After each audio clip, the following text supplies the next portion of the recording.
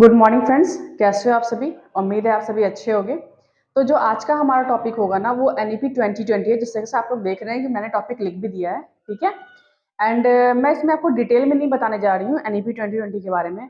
मैं बस इसमें एक आपको ओवरव्यू दूंगी, जिससे आप जो है ना अपने इंटरव्यू में कुछ अच्छा कर सकते हो। ठीक है, क्योंकि इंटरव्यूअर आपसे डिटेल नहीं जानेगा, उसे आपसे एक ओवरव्यू लेगा, क्योंकि उसे जो डिटेल जानना था ना उन्होंने आपके रिटन टेस्ट में ले लिया। ठीक है। तो बस मैं आपको एक रिवीजन पर्पज से यहाँ पे करवा दे रही हूँ, जिससे आपके क्वेश्चन बन सकते हैं। ठीक है। तो चलिए स्टार्ट करते हैं हम लोग। तो सबसे पहले एनईपी। ठीक है। एनईपी क्या है हमारा? National education policy. ठीक है। एनईपी 2020 के चेयरमैन कौन थे? हो सकता है ये क्वेश्चन आपसे पूछ लें। चेयरमैन, तो उनका नाम था के कस्तूरी रंगन। के कस्तूरी रंगन, ठीक है, चेयरमैन थे। उसके बाद आपसे वो क्वेश्चन रेज कर सकते हैं ना कि एनईपी बेसिक का बेसिक प्रिंसिपल क्या था। ठीक है। एनईपी को क्यों लाया गया? तो आप यहाँ पे कुछ पॉइंट उनका दे सकते हो। मैं यहाँ पे पॉइंट आपको मेंशन कर दे रही हूँ, जो पॉइंट आप वहां पे बोलो। ठीक है। पहला, जो out of the school student थे। ठीक है, out of the school children. ठीक है।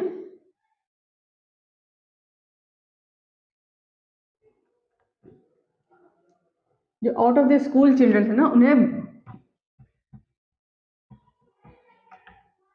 वापस जो है मेन स्ट्रीम के साथ जोड़ना। ठीक है, स्कूल मेन स्ट्रीम के साथ उन्हें ऐड करना। कुछ वैसे बच्चे होंगे जो पढ़ाई नहीं कर पा रहे होंगे, या जिन्होंने बीच में अपनी पढ़ाई ड्रॉप कर दी होगी, तो उनको वापस मेन स्ट्रीम में लाना पहला मकसद था हमारा। ठीक है। अब दूसरा हम बात करेंगे। तो दूसरा इसमें क्या हुआ, फॉर्मेट जो है ना वो चेंज किया गया। जो पहले फॉर्मेट हमारा 10+2 था, अब उसे हटा के 5+3+3+4 कर दिया गया। ठीक है। तीसरा पॉइंट हमारा क्या बनता है? तीसरा पॉइंट हमारा बनता है इसमें हॉलिस्टिक डेवलपमेंट पे फोकस किया गया। ठीक है। Holistic development. हो सकता है कि आप अगर वहां पे एग्जाम में इंटरव्यूअर के सामने हॉलिस्टिक डेवलपमेंट वर्ड यूज करो, तो वो आपसे पूछ लें कि आपका कहने का मतलब क्या है हॉलिस्टिक डेवलपमेंट। तो आप उसे वहां पे बता सकते हो ना, ये ओवरऑल डेवलपमेंट की बात करती है। ठीक है। तो इसमें ओवरऑल डेवलपमेंट में क्या क्या आ जाएगा आपका? Social, physical, emotional. ठीक है, ये जो सारे डेवलपमेंट है ना, ये सारे पे फोकस करेगा। इसमें जो है 360 डिग्री असेसमेंट पे भी फोकस किया गया है। ठीक है, 360 डिग्री असेसमेंट मतलब करिकुलम,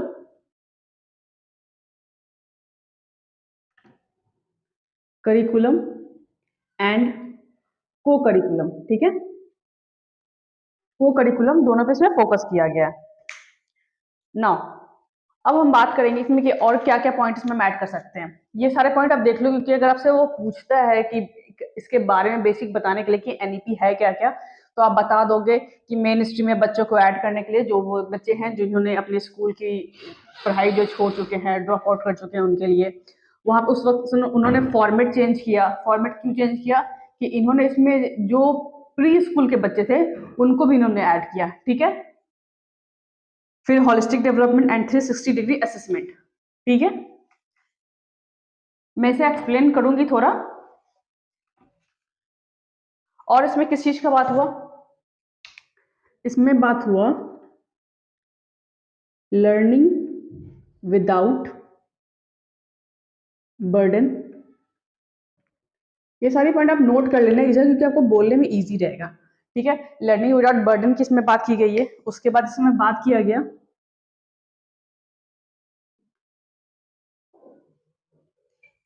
यूनिवर्सलाइजेशन। ठीक है,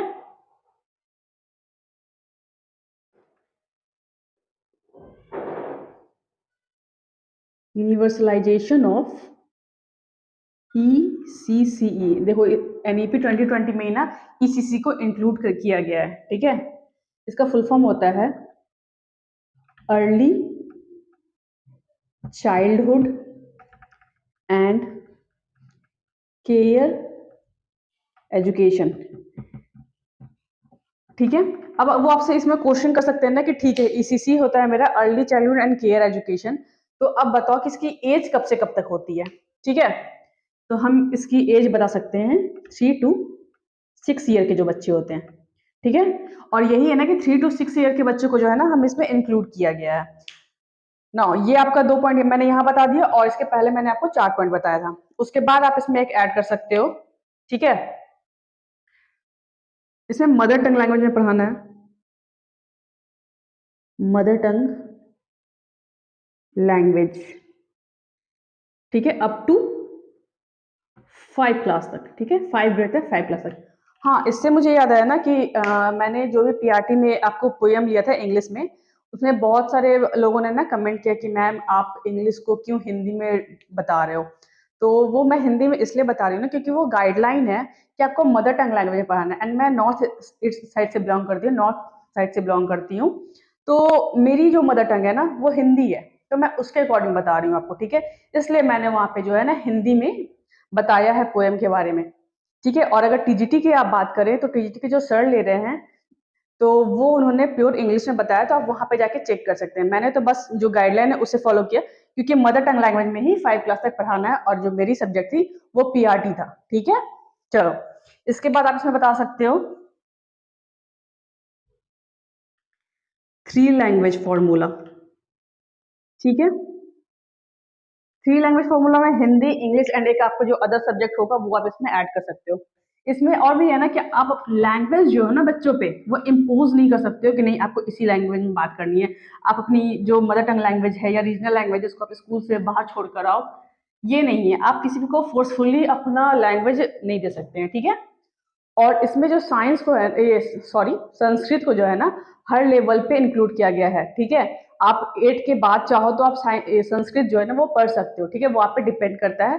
संस्कृत को इन्वॉल्व किया गया है हर एक लेवल पे। ठीक है, तो ये एक मेरा ओवरव्यू था एनईपी को लेके। अब हम डिस्कस करते हैं इसमें कुछ पॉइंट। ठीक है, पहला जो मैंने आप लोगों को बताया था न्यू फॉर्मेट, वो सारी पॉइंट आप नोट कर लेना क्योंकि वो पूरे पॉइंट जो है ना एक साथ अपने इंटरव्यूअर के सामने बता सकते हो। फिर वो उससे क्वेश्चन रेज करेंगे तो उसका मैं आपको थोड़ा डिटेल यहाँ पे दे दूँ। न्यू फॉर्मेट जो था हमारा 5+3+3+4। ठीक है, ये 4 जो स्टेज है हमारे, इसको क्या क्या बोलते हैं? FPMS।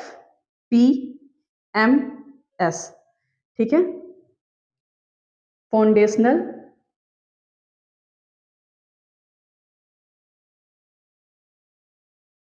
ठीक है, पहला फाउंडेशनल हो गया, दूसरा हमारा हो गया प्रिपरेटरी, तीसरा है हमारा मिडिल, एंड लास्ट वन हमारा सेकेंडरी, सेकेंडरी लेवल।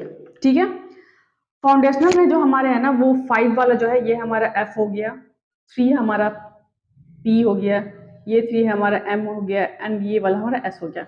अब मैं यहाँ पे आपसे डिस्कस करूंगी किस क्लास से लेके किस क्लास तक को फाउंडेशनल में काउंट करते हैं, किस एज से किस एज तक के बच्चों को फाउंडेशनल में काउंट करेंगे। ठीक है, तो ये एक बेसिक नॉलेज है जो आपसे हो सकता है कि वहां पे इंटरव्यूअर पूछ ले। तो पहले मैं फाउंडेशनल की बात करती हूँ।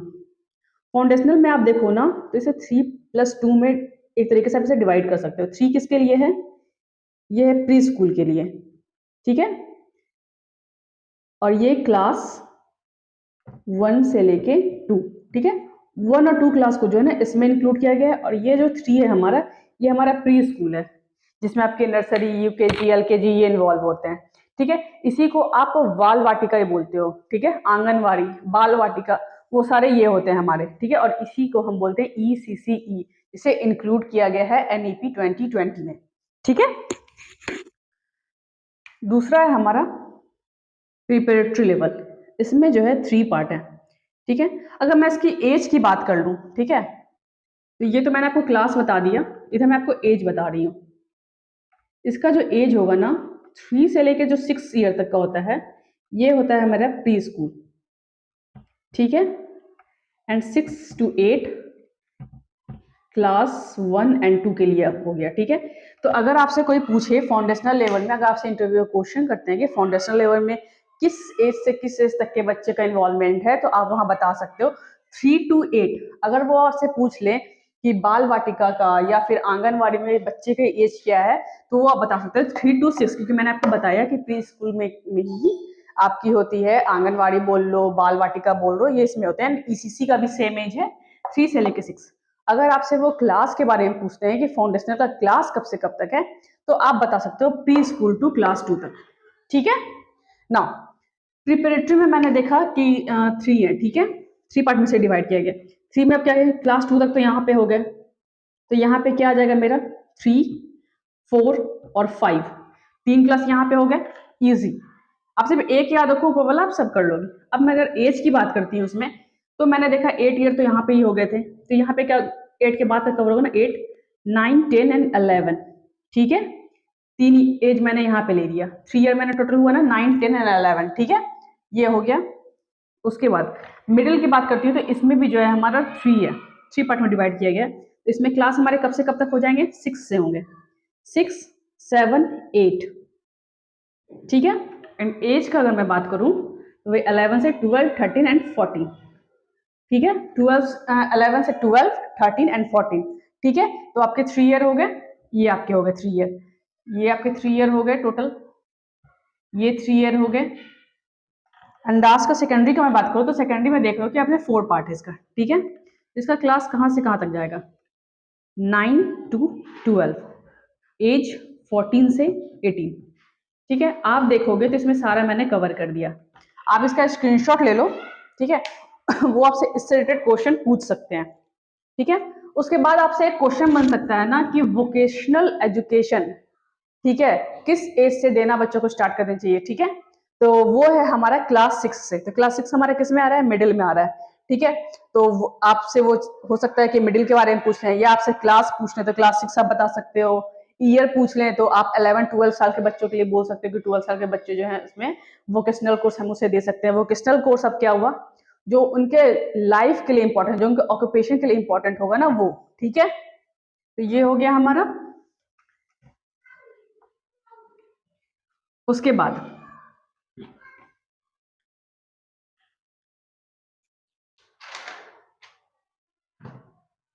जो मैंने आप लोगों को भी बताया था 360 डिग्री, ठीक है, असेसमेंट, 360 डिग्री असेसमेंट क्या होता है, मैंने अभी आप लोगों को बताया। इसमें जो है बोथ, ठीक है, करिकुलम एंड को करिकुलम, को करिकुलम दोनों को इंक्लूड किया गया है इसमें, ठीक है। तो असेसमेंट को चेक करने के लिए, ठीक है, उसे रिव्यू देने के लिए, उसके स्टैंडर्ड असेसमेंट को सेट करने के लिए एक बॉडी बनाया गया, ठीक है। उस बॉडी का नाम क्या है, पूछ सकते हैं आपसे, परख, ठीक है, क्या है, परख। आप देख लो, PARAKH, ठीक है। इसका फुल फॉर्म क्या होगा, परफॉर्मेंस असेसमेंट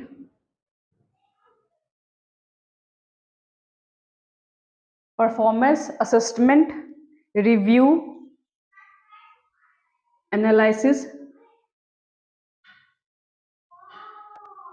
ऑफ नॉलेज,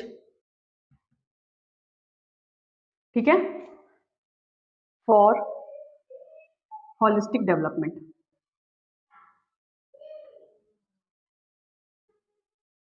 ठीक है। ये इसका फुल फॉर्म, ये एक बॉडी है जो कि असेसमेंट को रिव्यू करता है, उसे एनालिसिस करता है कि स्टैंडर्ड असेसमेंट क्या होना चाहिए बच्चों के लिए, जिसमें उसमें डेवलपमेंट आ सके, इम्प्रूवमेंट आ सके, उसके लिए ये परख बनाया गया है, ठीक है। नाउ इसके बाद हम डिस्कस करते हैं FLN के बारे में। आपसे FLN पूछ सकते हैं कि FLN क्या है।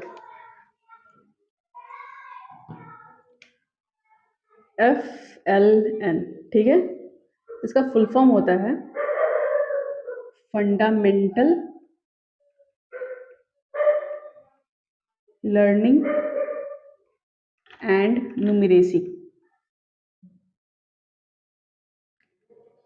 इसका मेन मकसद क्या था, इसका मेन मकसद ये था ना कि अप टू 6 एज तक, ठीक है, जब बच्चे प्री स्कूल में होंगे 6 साल तक, उसमें डेवलप हो सके, सॉरी अप टू 3 to 8, ठीक है, जो फंडामेंट मैंने बताया था ना कि फाउंडेशनल पीरियड 3 to 8, ठीक है, इसे pre school and class 1 and class 2 दोनों इंक्लूड होंगे। इस एज तक बच्चे में जो है वो बेसिक लैंग्वेज का ज्ञान हो जाना चाहिए और उसे बेसिक नंबर का। ऐसा ना हो कि बच्चे 4 क्लास में चले गए और उसे ऐड करना नहीं आ रहा हो, सब्ट्रैक्ट करना नहीं आ रहा है, तो ऐसा नहीं चाहिए, उसे काउंट करना ना आ रहा हो। तो बस ये उसी को करता है ना FLN, ताकि बच्चे जो है ना एक बेसिक लैंग्वेज, बेसिक मैथ सीख सकें, ठीक है, ये उस पर फोकस करता है हमारा FLN। नाउ एक और है आपके पास SEDGS, ये हमारा लास्ट टॉपिक होगा इससे, SEDGS, ठीक है। ये क्या है? इसका फुल फॉर्म होता है socially and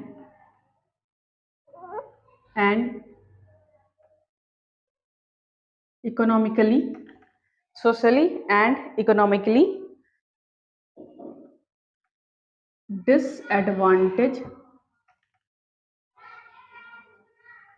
socially and economically disadvantage group, ठीक है। ये एक वैसा ग्रुप है जिसमें कि आइडेंटिफाई किया जाता है, ठीक है, आइडेंटिफाई, ठीक है, आइडेंटिफाई किया जाता है मार्जिनल बच्चों को, ठीक है। अब मार्जिनल बच्चे कौन से होंगे? पहले तो जेंडर आइडेंटिफाई करके, ठीक है, लड़के लड़कियों का जो भेदभाव होता है, लड़कियां नहीं पढ़ेंगी, लड़कियां घर का काम संभालेंगी, लड़के जाएंगे पढ़ने के लिए, ठीक है, ये उसको दूर करने के लिए, ठीक है, डिसेबिलिटी को दूर करने के लिए। अगर इकोनॉमिकली कोई, ठीक है, अगर इकोनॉमिकली कोई है, फाइनेंशियली कोई रिच है, कोई पुअर है, ठीक है, तो उसको बैलेंस करने के लिए, ठीक है, इकोनॉमिकली जो आइडेंटिफाई करने के लिए, ठीक है, फाइनेंशियली जिसे आप बोल सकते हो। उसके बाद कोई एक और आप देख लो ज्योग्राफिकली, ठीक है, ज्योग्राफिकली में क्या हो गया, जैसे कि मान लो कि कोई गांव से आ रहा है, कोई शहर से आ रहा है, दोनों के रहन सहन में डिफरेंस होगा, तो वहां पे भी हो सकता है कि अंतर आ जाए, भिन्नता आ जाए लोगों में, ठीक है। तो ये सारे को वो आइडेंटिफाई करेगा और ये किस पे फोकस करेगा? इन सबको एक साथ लाके इंक्लूसिव एजुकेशन पे, ठीक है। तो ये हमारा कुछ पॉइंट्स था NEP 2020 को लेके। मैंने ज़्यादा लेंदी वीडियो से बहुत बड़े वीडियो मैंने नहीं बनाया, क्योंकि मुझे आपको बस एक ओवरव्यू देना था जो आपके इंटरव्यू पॉइंट ऑफ व्यू से इम्पॉर्टेंट है, ठीक है। तो हमने इसमें क्या क्या देखा? पहले NEP देखा, NEP के चेयरमैन को देखा, मैंने आपको कुछ की पॉइंट्स बताए, जो अगर आपसे इंटरव्यू पूछ लेता है कि कुछ खास बातें आप बताओ NEP 2020 के बारे में, तो आप वो बता सकते हो।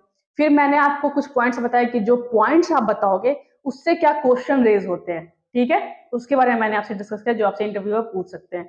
तो जो हमारे जो कंटेंट था हमारा NEP 2020 का, वो यहाँ पे मैं खत्म करती हूँ, एंड करती हूँ हमारा टॉपिक आज का। एंड अगर आपको हमारी वीडियो अच्छी लग रही है तो प्लीज़ हमारे चैनल को सब्सक्राइब कर दें एंड काइंडली ज़्यादा से ज़्यादा शेयर करें, ताकि इससे मुझे भी मोटिवेशन मिले। तब तक के लिए धन्यवाद and thank you to all.